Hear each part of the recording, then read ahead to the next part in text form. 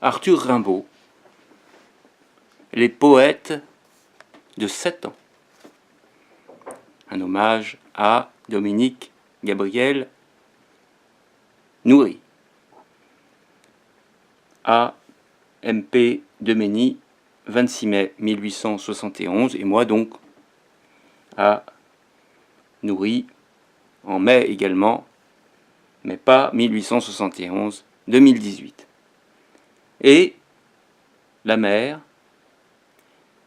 fermant le livre du devoir, s'en allait satisfaite et très fière, sans voir, dans les yeux bleus et sous le front plein d'éminence, l'âme de son enfant livrée aux répugnances. Tout le jour il suait d'obéissance, très intelligent. Pourtant des tics noirs, quelques traits semblaient prouver en lui d'âcre hypocrisie. Dans l'ombre des couloirs aux tentures moisies, en passant il tirait la langue, les 2 poings à l'aine, et dans ses yeux fermés voyait des points.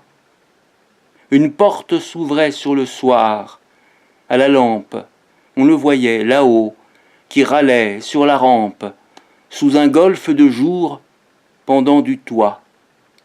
L'été surtout, vaincu, stupide, il était entêté à se renfermer dans la fraîcheur des latrines. Il pensait, là, tranquille, et livrant ses narines. Quand, lavé des odeurs du jour, le jardinet derrière la maison, en hiver, s'illuminait,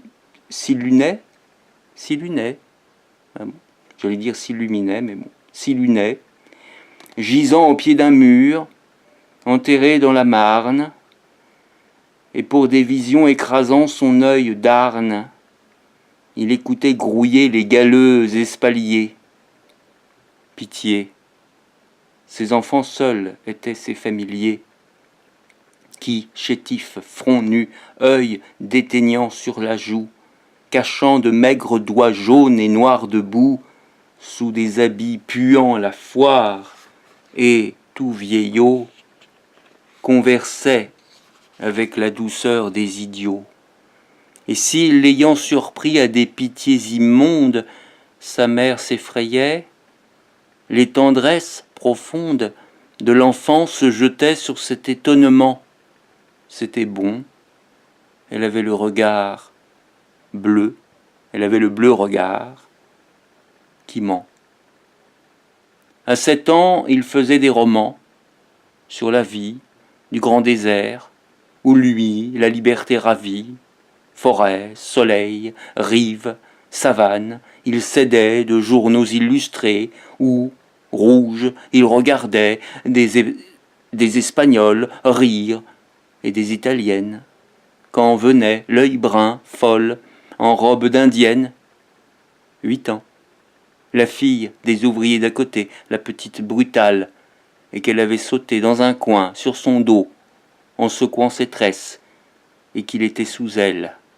Il lui mordait les fesses, car elle ne portait jamais de pantalon. Et par elle, meurtri des poings et des talons, remportait les saveurs de sa peau dans sa chambre. Il craignait les blafards dimanches de décembre, où, pommadé sur un guéridon d'acajou, il lisait une Bible à la tranche vert chou. Des rêves l'oppressaient chaque nuit dans l'alcôve. Il n'aimait pas Dieu, mais les hommes qu'au soir fauve, noirs, en blouse, il voyait rentrer dans le faubourg, où les crieurs, en 3 roulements de tambour, font autour des édits rire et gronder les foules. Il rêvait la prairie amoureuse, où des houles lumineuses, parfums saints, pubescence d'or, font leur remuement calme et prennent leur essor. Et comme il savourait, surtout, les sombres choses quand, dans la chambre nue aux persiennes closes, haute et bleue, âcrement prise d'humidité, il lisait son roman sans cesse médité, plein de lourds ciels au creux, et de forêts noyées, de fleurs de chair au bois sidéral déployé, vertige, écroulement, déroute et pitié. Tandis que se faisait la rumeur du quartier, en bas, seul, et couché sur des pièces de toile écrues, et pressentant violemment la voile. Toute l'enfance d'Arthur est résumée dans ce poème. Ici je cite je citais la page 25, 26 et 27 de Arthur Rimbaud, 1854-1891, L'anarchiste inachevé de Patrick Schindler.